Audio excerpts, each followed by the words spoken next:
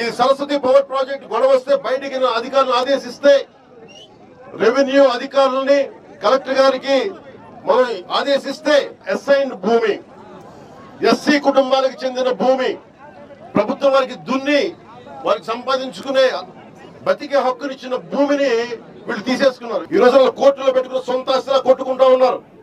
ఇది మీ ఆస్తి, ఇది రెవెన్యూ భూముల కింద మార్చేసి వాళ్ళు తీసేసుకున్నారు. దీని మీద కూడా సమగ్ర విచారణ జరపాలి.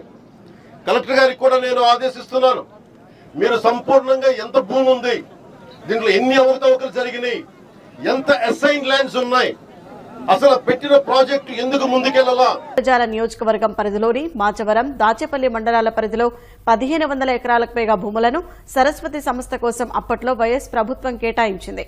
15 ఏళ్లైనా ఎలాంటి పరిశ్రమ ఏర్పాటు చేయకపోవడంతో భూములిచ్చిన రైతులు ఉపాధి లేక ఇబ్బందులు పడుతున్నారు. కూటమి ప్రభుత్వం అధికారంలోకి రావడంతోనే ఉప ముఖ్యమంత్రి పవన్ కళ్యాణ్ సరస్వతి పవర్ ఇండస్ట్రీస్ కు చెందిన భూముల్లో రెవెన్యూ, అటవీ, చెరువులు, కుంటలకు చెందిన భూములు ఉంటే గుర్తించాలని సర్వేకు ఆదేశించారు. స్వయంగా వెళ్లి భూముల్ని పరిశీలించారు. ఇక్కడ అసైన్డ్ భూములు ఉన్నట్లు గుర్తించిన అధికారులు వాటిని స్వాధీనం చేసుకుంటూ ఉత్తర్వులు ఇచ్చారు.